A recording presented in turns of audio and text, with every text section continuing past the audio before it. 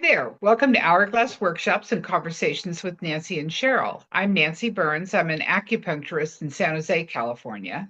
And I'm Cheryl Seavey. I'm a writer and blogger in Los Gatos, California. Happy New Year. Yeah, Happy New Year. Yes, yes. We've been absent for a while but we're back with We our seem to be saying that a lot in every one of our videos. well, life kind of gets in the way, you know? It has been, last year was a very busy year. Yeah, yeah.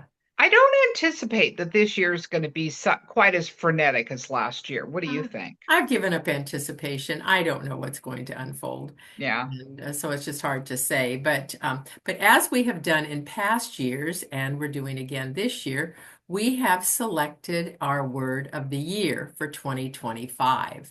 And so we want to talk a little bit about what our word is, what our process was, and how we look to incorporate it in our year. So, And even why? right, right. So I think why do we pick a word of the year each year? We've done this now for many years. Um, well, you and I have talked about it, before when we first started doing this, and it was really more of a reminder for us um, to be more in the moment, in our bodies, more um, in the dealing with our senses. And it would started when we started working on the senses and having people reconnect Mhm. with the sensual side of life. And so this kind of keeps us connected in the here and now, in the moment. Mhm. If we do it, and we were both just laughing about it. I mean, there have been years I had a word of the year, which was real good for the first couple of months, or couple of weeks actually, of the year, and then I forgot it. Yeah. And I'd have to go look it up if we ever said, "How are you doing on it?"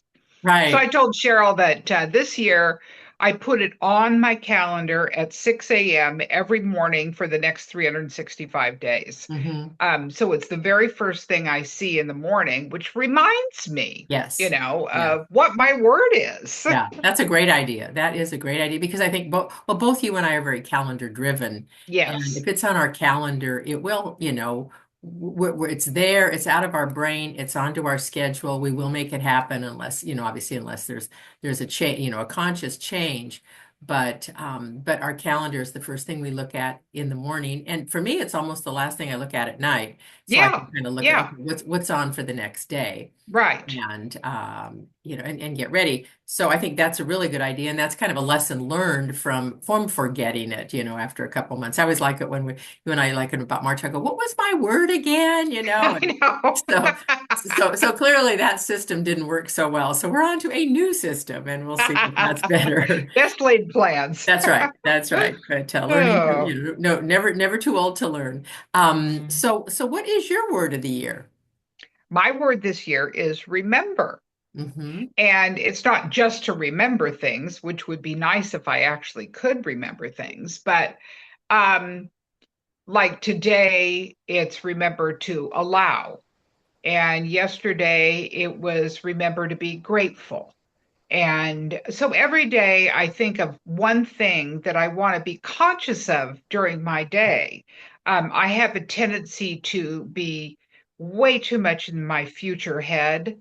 And so that's where I came up with allow today. And I thought, I'm just going to allow the day to unfold however it unfolds. I Hmm. mean, I have tasks to get done, but I don't want to feel driven, get the tree down, finish doing this, doing that. And so I'm just going to kind of let it unfold however it Hmm. unfolds. And Hmm. I have the most rare thing.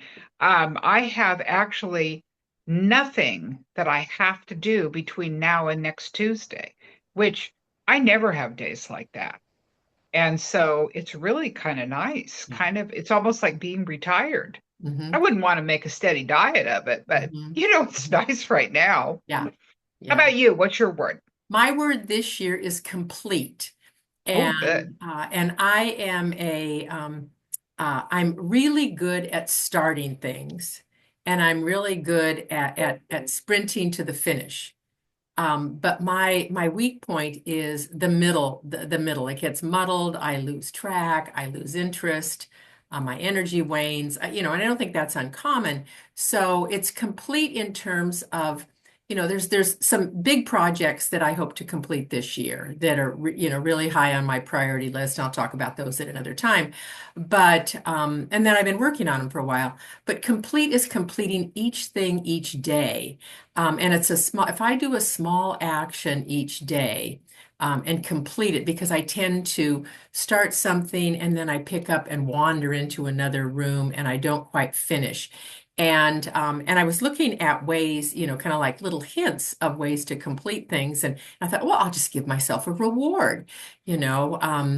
It's like a little cookie, or something. Not a good plan, but the reward needs to be a little more intrinsic in the completion. And there is a sense of you feel good when you finish something. You just do. And whether you're checking it off the list, whether you just go, "Whew, that's done, I feel great." Um, it clears up space in your head. Whatever Well, do that might. when you're doing things that you have had in your head rolling around hourly for the past 2 months, Right. and you finally get it done, do you ever have the feeling of that was so easy? Yes. Why the heck did I put Yes. it off for so long? Yes. Yeah. Oh, I I, worry. I worry and fret about things far longer than it takes to actually do them. and I mean, if we could get out of that habit, call it procrastination, distraction, whatever it is, if you could get out of that habit, I mean, think of the spare time you'd have, you Exactly. know, Yeah, and the free and brain headspace. space, Yes, absolutely. Absolutely. And and so much of my day and life right now is there's a lot of creative energy, and you can't do creativity in a crowded head. No, You need some space, and so I'm looking at ways to really complete things on a daily basis, and little tiny things. And a couple of really good books that I've skimmed through and looked at. One is Atomic Habits, which is a very popular book, and the other is Gretchen Rubin's book about habit forming, and finishing things each day is a habit. That's all it yeah, is. It's just a yeah. habit. And it's not a big darn deal. And I think when we break things down to a smaller component, it becomes much more doable and approachable. And yours is the same way. You're seeking to remember something. Both of them, I think, bring us much more to the present, not unlike mindfulness, but mindfulness Right. is kind of a heady term. These are Yeah. very pragmatic, doable actions. Well, and you've picked the perfect word because numerologically, 2025 is a 9 year, and that's the year of completion. So this Ah, is the end of a 9 year cycle. So all the things that we've been kind of trying to create for the past 9 years, this is the year to finish up and make way for a whole new cycle, oh, which I good. think is a great way to look at it. Yes. Yeah, it sure is. It sure is. And I love it when the planets are lined up behind me, boosting me forward. Indeed.